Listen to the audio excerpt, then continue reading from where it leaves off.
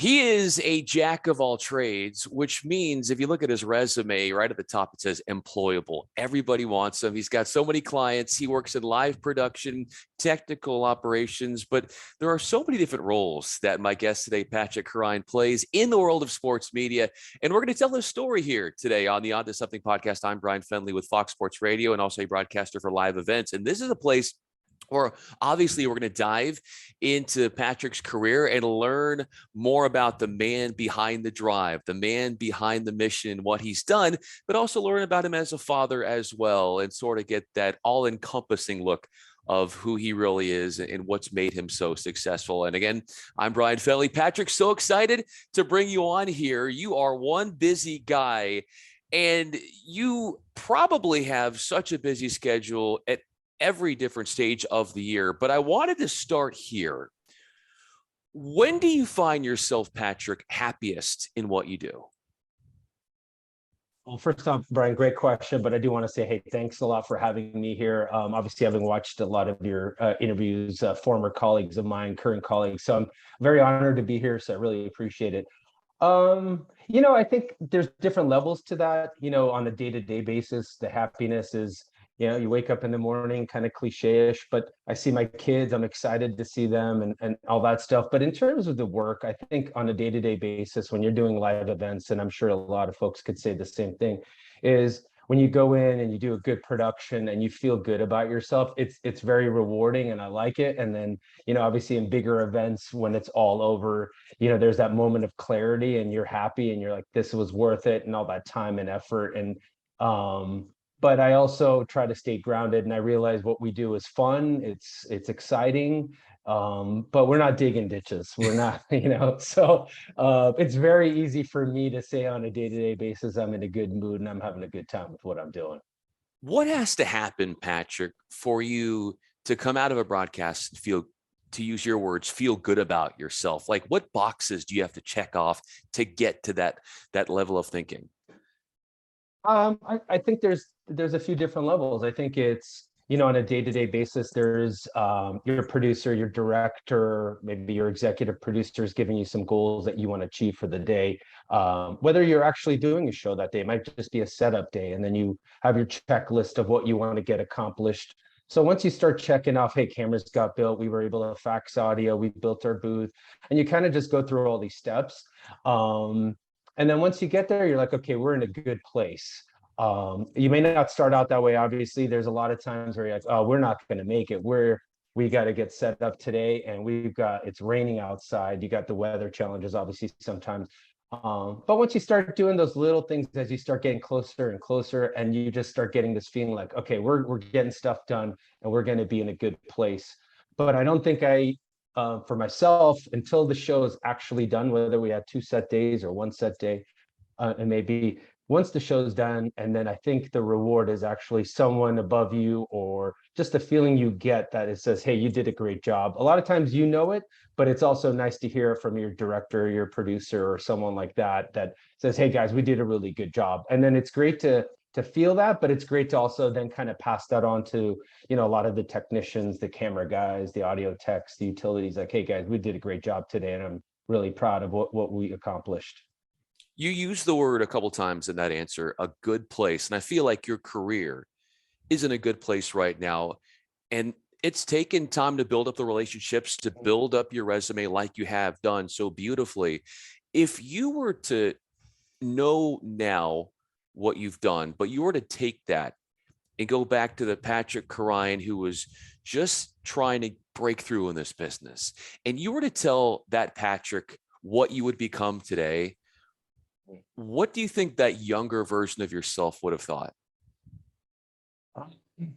Well, from the time I started to where I'm at, I can definitely say the first thing I would probably say to my older self is, wow, that's not kind of what I thought you would be doing in 20 years or 15 years, whatever it may be. So I think there would be some surprise, but I would like to think I would regardless say to myself, I expected you to be successful and good at what you're doing and at a certain level. So that wouldn't be a surprise, but certainly where I'm at. Because I think, originally when I got started in this, I thought I might want to be, on in front of the camera, doing, Sports Center anchor or something like that. So kind of my initial thought was that, and then I went, through unusual steps and whatever it may be, you kind of end up in a much different place. But I think the ultimate goal is to, enjoy what you're doing, be successful at what you're doing, and be happy with where you're at. And I am. And so I think that would be the best thing about what I would have to tell myself. You're going to be fine no matter what happens. So, In because it was difficult, No doubt it was difficult, but through it all, you believed in yourself. And I think that that's a testament to you and how you've used that self-belief to take you to more and more and building up what you've done in the workspace. Who was the very first person who had high expectations for you, Patrick, who really believed in you? And it was sort of like the kickstart to you to get it in gear and figure out what you want to do in this life. Yeah, well, I mean, obviously, my parents were very influential in my life. I mean, my dad especially, and he kind of, at a point where I told him, well, I was thinking about getting into this media thing. He said, well, I don't know anything about that, but if you're willing to work hard, put in the time, and build the relationships, then go for it. And along the way, we went to sometimes when he's like, are you sure you want to keep doing this? But you kind of, you have to stick with it. It's and regardless of whatever you want to do in life, it's if you want to be an investment banker or someone like yourself who's in front of the camera, it's not an easy path. There's a lot of time and effort, perseverance, and I think that's just kind of those things that I just really wanted to do, and they really pushed on me, was that these are the things you're going to have to do. So I love the word you used. It's perseverance. It's something that we all deal with on a daily basis. And it's so critical to the longevity and sustaining a career in this field, no matter what role you hold. And where have you relied on perseverance the most, specifically, and how it's helped you sort of navigate different aspects of your career and has allowed you to break through and to take on more ultimately? well, I think just in getting into this business, there's two times, and the first one was, my dad, in about 2000, I had an opportunity to move away from home and take a job in Florida, and I really didn't want to do it, to be quite honest with you. But he really pushed me to do it, and I got there, and it was out of my comfort zone. And I think there was a moment, early on where I was either going to go down the path of success or complete failure. And I just said, okay, you have to go this way. You got to persevere this. It wasn't easy, really out of my comfort zone. I didn't know anybody. It was the first time in my life that I had been so far away from not knowing anyone. But it worked out great, and I have some friends that I made from that time that I still talk to. And it just took me into such a different direction. And I think the second one is, in 2000, I'd always worked for some company or a network, whatever it may be, and I wanted to try to be freelance. And it's not easy. And everybody told me it's hard, but you're really going to have to persevere. There's going to be times where, there's no paycheck. When you work for somebody, there's a paycheck that comes every 2 weeks or whatever it may be. So that first year and a half when I started freelancing, that was really one of those other times where perseverance was, if you keep at it, I think you'll do okay and you'll be fine. And I stuck with it, and I was very fortunate. I got a lot of help along the way, but I'm in a really good spot now. And so it's perseverance is key, as you know yourself, Ryan. You just got to keep going. You got to keep going. How often do you, in hearing those words, the mottos that you sort of your father espoused upon you as a kid, how do you feel like maybe you still hear those to this day, and that it comes in handy even to what you're doing now, even though you have reached, Patrick, this position where you are established in the industry? Yeah.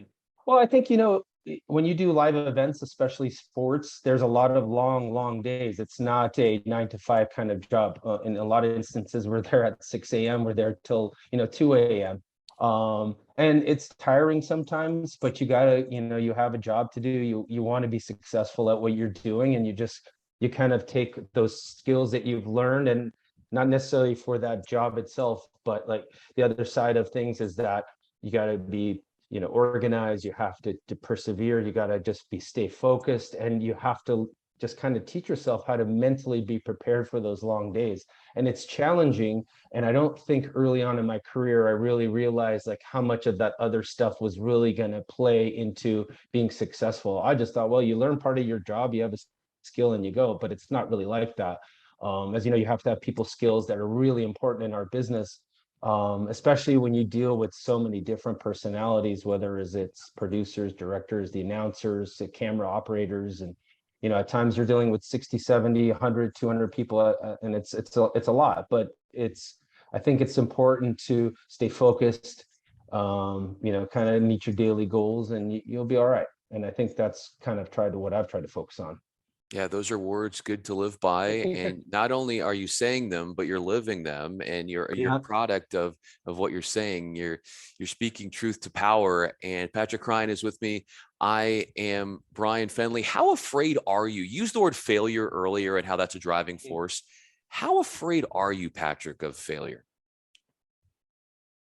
Or You fearful know, and that you don't want to, yeah, of maybe course. not afraid, but just Yeah. using that fear to push you. That would be more like my answer. Yeah. Question. I still remember when I first started freelancing that, as I said earlier, that first year and a half, it was really hard. And I still kind of remember those days, when I was just so desperate to get any kind of work. And so the challenge has been to kind of overcome some of that fear. And especially now with the family and all that, you have to say no. You had to learn. That took me a long time, to just say it's okay to say no. Once in a while, you have to make up time for your work-life balance. And it's, a lot of that, fortunately, because, my wife takes on such a big role in helping out with the kids and doing all those other things. And she's really been a nice, stable rock for me.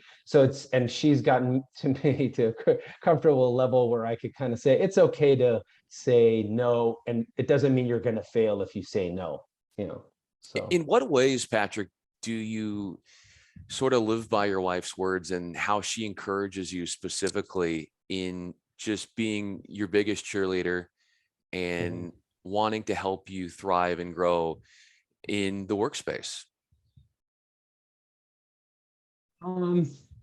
Sorry, can we stop for 1 second? Yeah, for Okay, sure.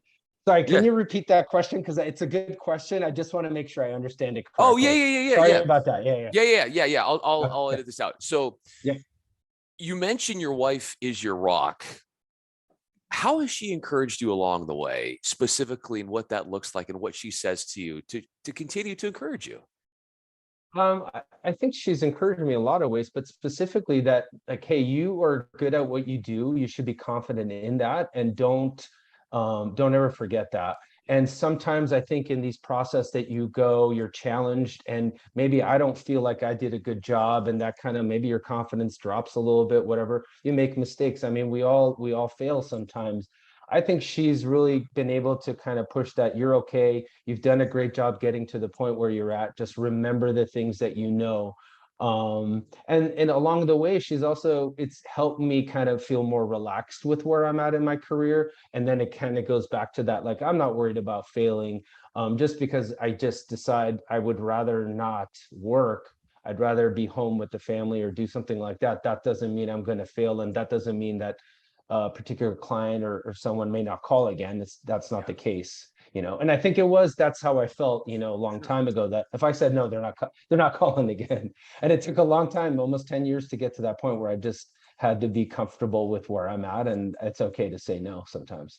And that's an anxiety that you have felt, I have felt, we all sort of feel in this Mhm. business. You want to be there because you feel like, as you said, one no might be see you later. But when you've built the pedigree that you have and the cachet and the clout, as you said, people are going to always want you.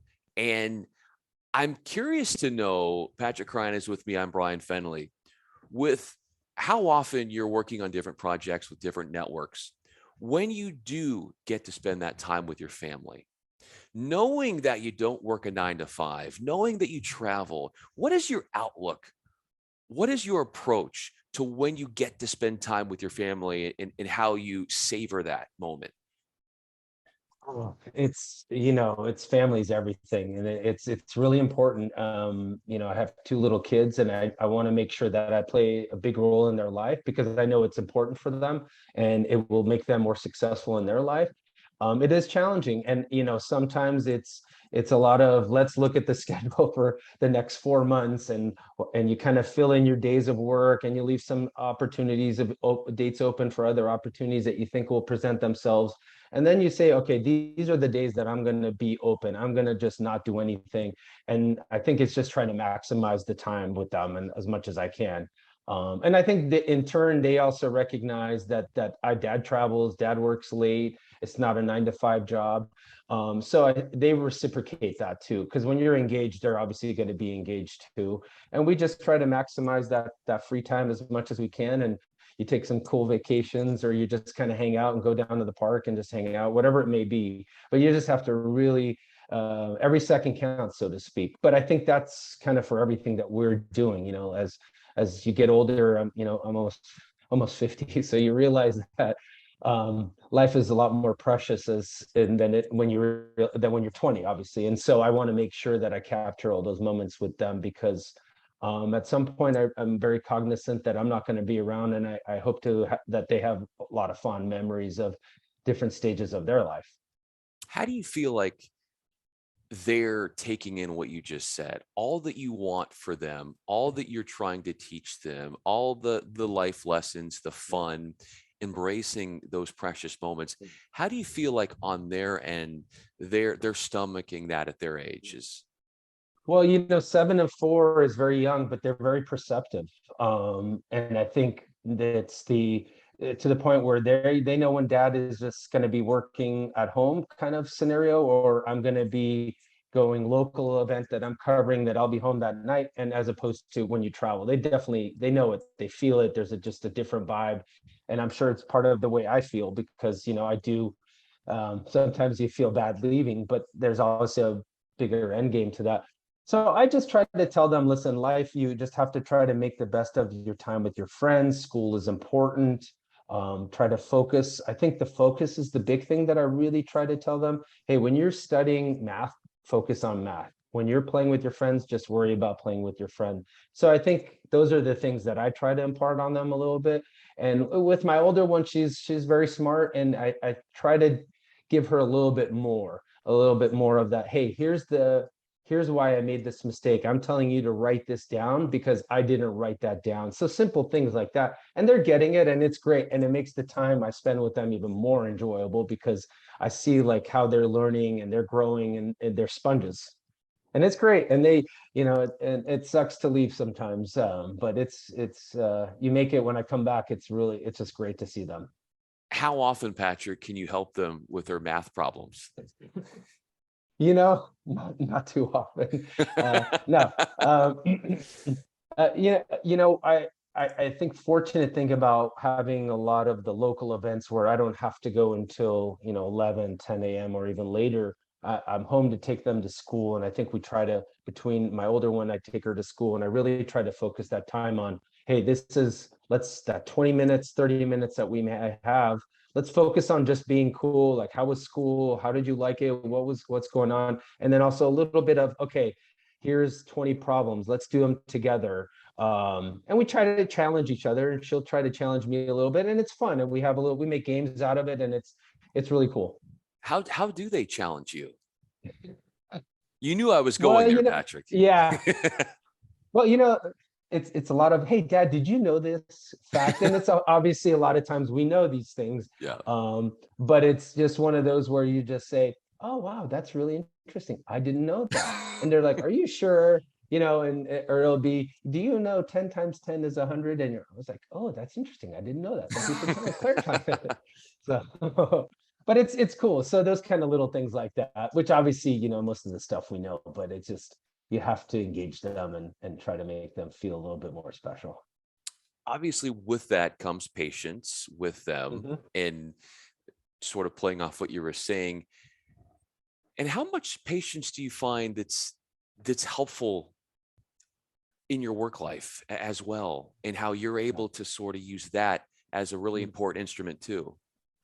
I think it's actually kind of, as I got more successful going on, it just happened to be that roughly about the same time my older daughter was born. So patience, you kind of had to learn it hand in hand with her and with and now obviously having two kids, but with the folks that you work with, you have to deal with a lot of different personalities. There's, above the line, below the line staff that you deal with vendors, and everyone's different. And that's okay. I kind of, you try to learn from everybody, and you have to understand that they are, everyone has different experiences in their life, and so you got to learn to be patient. Things take time, and so I think as I learn more patience with them, it kind of translates just naturally into what I do with my job. And I think someone, in a lot of times in my position, you have to be patient, you have to stay calm. And so it's really been nice because I've kind of learned both. It's kind of ebbed and flowed really nicely for me. Patrick, I want to leave you with this last question. Patrick Karayan is with Yeah. me. I'm Bryan Fenley. You're heavily coveted in this business, and there's a lot of sports that you work on, a lot of networks. We've mentioned this before. What do you think it is at the root of you that keeps all of these companies wanting you? What you bring that they covet the most about you? Well, I'd like to think that, I'm reliable. I'm gonna get the job done. Um, I pride myself in being prepared, organized. I kind of have to be, Brian, when you're working with so many different projects and networks at the same time, you jump from one broadcast to the other. If you're not organized, it's just virtually impossible to do what we do. And especially for what I'm trying to do, because everyone's different. They have their different styles of how they broadcast. So organization is definitely the key for me. And I think as you're more, and they can tell, your clients can tell, and you know this, if you're organized, you're prepared, they're going to know right away. And I think reliability, you're going to be on time, you're going to show up, you're going to get the job done. If things don't go well, you're going to be able to explain to them why this didn't work. Here's what we did to alleviate these things. And I think people have to trust you. I think there has to be a sense of trust that this guy is going to go do the job for us, and it's going to be up to our standards. But we trust him to deal with all these different personalities, the vendors, and all these things. And I think as a freelancer, as long as the phone keeps ringing, then you're doing a good job. So and I think I want to say that in myself, I think try to have a very positive and friendly demeanor, and I think that rubs off on people. There's certainly times to be surly and all those things, but I think in general, having a good demeanor, I think people like that. It's infectious. And I think and it helps with the crew. They like a guy like that too. I'd like to think sometimes, but I can definitely be difficult when I need to be as well. Patrick Karayan So, is many things. He carries that positive outlook. He's a jack of all trades. He works in technical operations. He works in live production. He does just about everything. He's a husband. He's a father of two, and he's super talented. Patrick Karayan, I'm Bryan Fenley. Thank you so much for telling your story, man. I really appreciate it. Brian, thank you very much. I appreciate it too. Thanks for having me.